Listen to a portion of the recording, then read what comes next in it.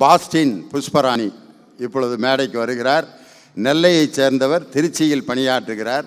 மனித மனங்களுடன் பணியாற்றி கொண்டிருப்பவர், மனநல மருத்துவர். நடுவர் அவர்களே, இந்த பட்டிமன்றத்துக்கு தீர்ப்பு சொல்றதுக்கு நடுவரா நீங்க வந்துட்டீங்க, பேசுறதுக்கு பேச்சாளர்கள் நாங்க வந்துட்டோம். மனித ஆற்றலுக்கே உதாரணம் காட்டுறதுக்காக இங்க பார்வையாளர்கள் வந்துட்டாங்க. நாம எல்லாரும் அமைதியா ஒரு நிமிஷம் அப்படியே இருப்போம். இங்க இருக்கிற எல்லா இயந்திரங்களையும் ஆன் பண்ணி விட்டுறலாம். மைக் ஆன் பண்ணிடலாம், சவுண்ட் சிஸ்டம் ஆன் பண்ணிடலாம், லைட்டு ஃபேன் எல்லாத்தையும் ஆன் பண்ணி விட்டுருங்க. இந்த பட்டிமன்றம் வெற்றி பெறுமா?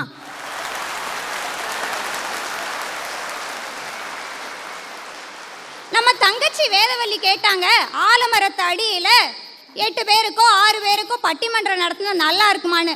திண்டுக்கல் லியோனி ஐயா வர்றாங்கன்னு கேள்விப்பட்டா 8 பேர் இல்லைங்க, 8000 கிராமங்கள் அங்க திரளும். மனித ஆற்றலோட அருமை தெரியாம நம்ம தங்கச்சி பேசுறாங்க. அருமையான பதிலப்பா. 7 பேர் இங்கே வந்து உக்காந்துக்கிட்டு சூப்பர் சவுண்ட் சிஸ்டம், அருமையான லைட் சிஸ்டம், அருமையான வீடியோ கேமரா, பேக்ட்ராப் அட்டகாசம், எல்லாம் நீட்டாக ட்ரெஸ் பண்ணி அப்படியே உட்காந்தே இருக்கான். பட்டிமன்றத்தை தொடங்குங்கய்யா. இப்படியே உட்காந்துருக்கான். எந்திரங்கள் அனைத்தும் தயாராக இருக்கின்றன. நாங்கள் 7 பேரும் பேசாமல் இருந்தால் வெற்றி அடையுமா? பாவம் வேதவல்லி ரொம்ப கஷ்டப்பட்டு சிந்திச்சு ஒரு பாயிண்ட்டை சொன்னிச்சு, வந்தோன்னு அடி. இந்த எதிரணியில் இருக்காங்களே அவங்க வந்து சிவகாமி கம்ப்யூட்டர் தெரியுங்களா? நடக்கவே நடக்காத ஒரு விஷயத்தை திரும்ப திரும்ப இயந்திரத்தனமா சொல்லி அவங்களும் குழம்பி அடுத்தவங்களையும் குழப்பிடுவாங்க. இயந்திரங்கள் சொல்றாங்களே, இந்த இயந்திரங்களை இயக்குறதே இரும்பு கரம் கொண்ட இந்த இதயங்கள் தாங்கிறது அவங்களுக்கு எப்படி தெரியாம போச்சுன்னா எனக்கு ஆச்சரியமா இருக்குது. நான் சொன்னா பொய்ன்றாங்க, என் அணி சொன்னாலும் பொய்ன்னு சொல்லிடுறாங்க, மக்கள் சொன்னாலும் பொய்ன்றுவாங்க. ஏன் நடுவர் நீங்களே தீர்ப்பு சொன்னா கூட பொய்ன்னு சொல்றதுல ஆச்சரியம் இல்லை. ஆனா பொய்யா மொழி புழுவர் சொன்னதை பொய்ன்னு அவங்களால சொல்ல முடியுங்களா? ஒரு நாட்டுக்கு இந்த செல்வம் வேணும் இந்த செல்வம் வேணும் அடுக்கிக்கிட்டே வந்த திருவள்ளுவர் கடைசி ஒரு திருக்குறள்ல வச்சாருங்க ஆப்பு. இத்தனை செல்வங்கள் இருந்தாலும் ஒரு நாட்டின் தலைவன் இல்லையே அந்த செல்வங்கள் இருந்தும் ஒரு பயனும் இல்லை அப்படின்ட்டாரு. கொஞ்சம் சிந்திச்சு பாருங்க. இந்த நாட்டோட தலைமை நாற்காலியில இருக்க வேண்டிய சுயமா சிந்திக்கிற திறன் உள்ள தலைவனுக்கு பதிலா கீ கொடுத்த பொம்மை மாதிரி ஒரு ரோபாவை உட்கார வச்சா நாட்டு மக்களோட நிலைமை என்ன ஆகும் நான் சொல்லி தெரியணும்னு அவசியம் இல்லைங்க. வளர்ச்சின்னு நம்ம பேசுறோமே, வளர்ச்சியோட அடிப்படை என்ன? சோம்பேறித்தனம் இல்லாம சுறுசுறுப்பா இருக்கணுங்கிறது. ஆனா இன்னைக்கு இருக்கிற இயந்திரங்கள்லாம் சோம்பேறித்தனத்தோட மொத்த முழு அடையாளங்க. 90% இயந்திரங்களை பார்த்தீங்கன்னா நம்மளை சோம்பேறித்தனத்துக்காக தான் கொண்டு போய் சேர்க்குது. ஏன்னு கேட்டீங்கன்னா 1990களில் டிவி சைஸை பார்த்தீங்கன்னா டிவி ஃப்ளாட்டாக இருக்கும், மனுஷன் ஃப்ளாட்டாக இருந்தான். இன்னைக்கு டிவி ஃப்ளாட் ஆயிடுச்சு, மனுஷன் ஃப்ளாட் ஆயிட்டான். இந்த ஒரு உதாரணம் போதாதுங்களா? கற்காலம் தொடங்கி இக்காலம் புகுந்து எக்காலம் வரைக்கும் வற்றாத ஆற்றல் மனித ஆற்றல் தான். அதுக்கு ஒரு உதாரணம் சொல்லுங்க. என் பக்கத்து வீட்டு பையன் ஓடி வந்தான் ஒரு நாளைக்கு. அக்கா நீங்களாவது நல்ல டீச்சரா அப்படின்னு கேட்டான். ஏன்டா இப்படி கேட்குறேன்னு கேட்டேன். எங்கள் ஸ்கூலில் இருக்கிற டீச்சர்ஸ்க்கெலாம் ஒன்றுமே தெரியலக்கா அப்படின்னா. அப்படி ஏன்டா முடிவுக்கு வந்தேன்னு கேட்டேன். சரி நான் உங்களுக்கு ஒரு கேள்வி கேட்குறேன், நான் கேளுடாப்பான்னு.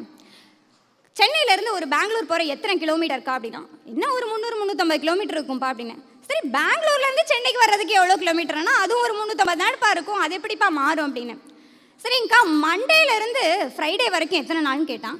5 நாள்ப்பா அப்படின்னு. இப்போ ஃப்ரைடேலேருந்து மண்டேக்கு அப்படின்னு எனக்கே கொஞ்ச நேரத்தில் என்ன சொல்கிறதுனே தெரியல. ஏடா 2 நாள் தானே, அது எப்படிங்கக்கா சென்னையிலேருந்து பெங்களூர் போனாலும் பெங்களூர்லேருந்து சென்னை போனாலும் 1 கிலோமீட்டரா? அப்போ மண்டேலேருந்து ஃப்ரைடேனாலும் ஃப்ரைடேலேருந்து மண்டேனாலும் ஒரே நாள் தானே வரும், நீங்களை எங்களை ஏமாத்தலையா அப்படிங்கிறான். மனித ஆற்றல் எப்படியெல்லாம் சிந்திக்குதுன்னு பாருங்க. ஒரு மனுஷன் நினைச்சா எத்தனை இயந்திரங்களைனாலும் உருவாக்கலாம், ஆனா எத்தனை இயந்திரங்கள் சேர்ந்தாலும் உயிருள்ள ஒரு மனுஷனை உருவாக்க முடியுமா சொல்லுங்க? எனக்கு ஒரு சந்தேகம் நடுவரையா, குற்றம் புரிஞ்சவனுக்கு அதிக தண்டனையா, குற்றத்தை புரிய தூண்டினவங்களுக்கு அதிக தண்டனையா? குற்றம் புரிய தூண்டியவர்களுக்கு தான் அதிக தண்டனை. அப்படின்னா இந்த 3 பேரையும் உடனே உள்ள தள்ளணுங்க. அன்னைக்கு கலைகளுக்கு பஞ்சம் இல்லாத இந்த தேசத்தில் இன்றைக்கு கொலை கொள்ளைக்கு பஞ்சம் இல்லாம இருக்குன்னா அதுக்கு ஒரு வகை இயந்திரம் தான். ஏன் கேளுங்க, ஒரு மிஷினு 100 பேரோட வேலையை செஞ்சுட்டு வேலையில்லாத பயவெல்லாம் என்ன பண்ணுவான், கொலை கொள்ளன்னு போயிட்டு இருக்கிறான். அப்போ குற்றம் புரிய தூண்டுறது யாருங்க? இவங்க தானே. வெளிநாட்டில் இயந்திரத்தை இறக்குனாங்க, காரணம் அவனுக்கு மனித ஆற்றலே கிடையாது. மனித ஆற்றல் குறைபாட்டினால இயந்திரத்தை இயக்கணும். ஏன் நாட்டில் அதுக்கு பஞ்சமே இல்லையே, நான் எதுக்கு இயந்திரத்தை நம்பி இருக்கணும்?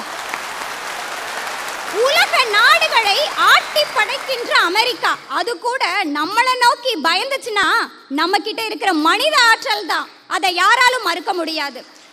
நீங்க இயந்திரத்துக்கிட்ட எதனாலும் எதிர்பார்க்கலாம், எந்த அளவுக்குனாலும் போகலாம்னு நினைக்காதீங்க, அதுக்கும் ஒரு எல்லை உண்டு. இயந்திரத்தின் எல்லை மீறினால் என்ன தொல்லை நேரிடும் என்று நான் சொல்ல தேவையில்லை, எந்திரன் படம் பார்த்தா எல்லாருக்குமே புரியும். நம்ம வேதவள்ளி தங்கச்சி இருக்காங்களே, அவங்களுக்கு இன்னும் கல்யாணம் ஆகலைங்கிறது நல்லா தெரியுது.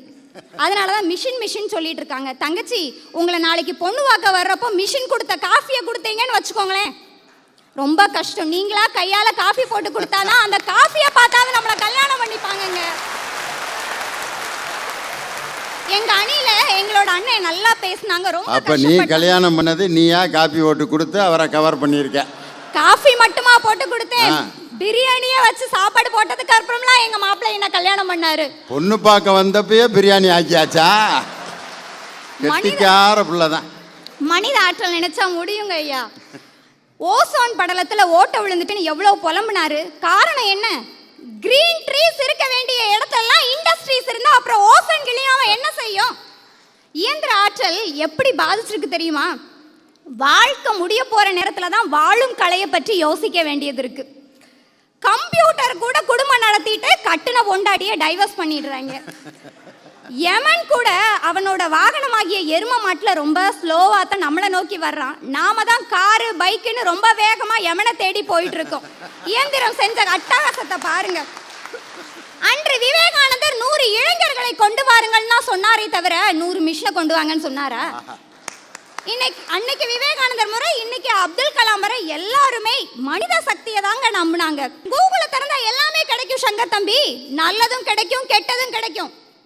நல்லதை விட கெட்டது அதிகமா கிடைக்கும். ஆனால் எதை எடுக்க வேண்டும், எதை பிளாக் செய்ய வேண்டும் என்ற அறிவை எனக்கு மனித ஆற்றல் தான் தருகின்றது. எனவே இந்த நாடு அல்ல, எந்த நாட்டையும் எந்த தேசத்தையும் வளர வைப்பது, வளர்ச்சிக்கு துணை புரிவது மகத்துவமிக்க மனித ஆற்றலே என்று தீர்ப்பு வழங்குமாறு மனித ஆற்றலின் மீது உள்ள நம்பிக்கையில் உங்களை கேட்டு அமர்கின்றேன். நன்றி.